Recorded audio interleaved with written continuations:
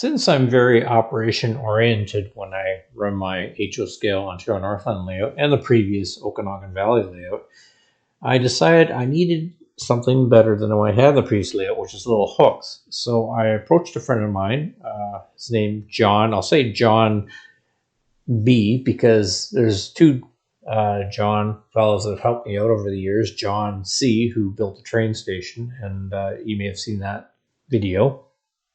And John B, who actually helped hand lay track on my coal mine spur on the old layout, and he actually built these with me. I just worked with them on what I wanted, and we went from there. So it worked out really well, and so let's walk through it now.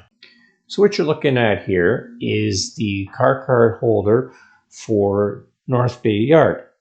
The far left pocket is for the engines, the road engines.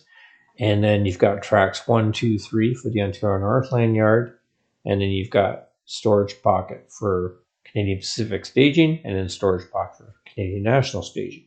Eventually this will be all painted and all labeled, but I just wanted to show this to you now, just to show you how neat it is. It's not flush with the front of the layout, but it's nice and snug. As I said before, Johnny B did a great job of doing that for me.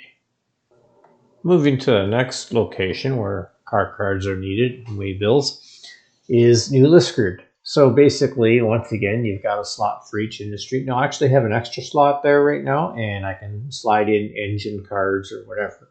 So basically, it goes from far and left. So the far left, I believe, is the propane industry, the team track, National Grocers, and then Wabi Ironworks. You can also see sticking out there is a couple of uncoupling tools. I've cut them down a bit because they were too tall. I didn't want people bumping into them. But they're still quite effective. I've, of course, tested them out. And once again, just like North Bay, they'll be later painted and properly labeled. Now with Englehart Yard, given the dimensions that I gave John, it was very restrictive, and he had to double them up, as you can see here, which still worked out quite nicely.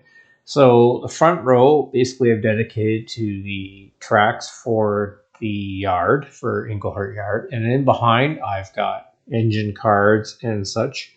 Plus I've got extra spare waybill cards, because I'm not always using all the waybill cards. And if you want to see more about that, I'll leave a link in the description of my operations, how I do my operations for layout, which is kind of random and kind of fun. Lastly is a small 2-slot holder for the trains that are going in and out of staging. And that includes the engine and all the cars, since they don't really change in order. They just go in and then they come out in the next session.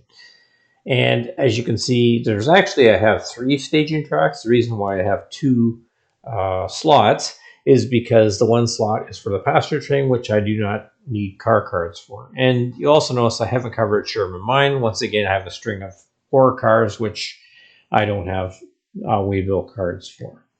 As noted in the description of the video, I also needed shelves. The reason I needed shelves was a place where I'm sorting the car cards and waybills, and also when I'm making notes for operations or what have you. So I needed 3 shelves.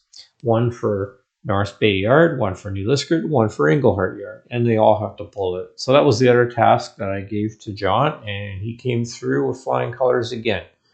Now, looking at the one here, what I did for it is I actually needed some edging, because I also have my uncoupling tool stored on that one. So I bought some super-sized popsicle sticks, basically, from the local dollar store and glued them in. You can see it's not perfect, but it does the job. And once again, I'm also going to paint the front of it to match the fascia. So they won't disappear totally, but they'll be kind of somewhat hidden anyways.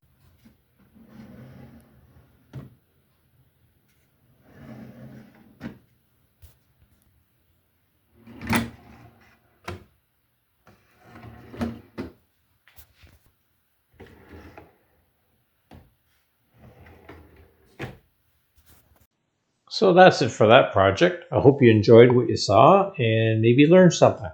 Take care. If you enjoyed watching this video, please click like, and if you want to see more videos on model trains and real trains, please subscribe now.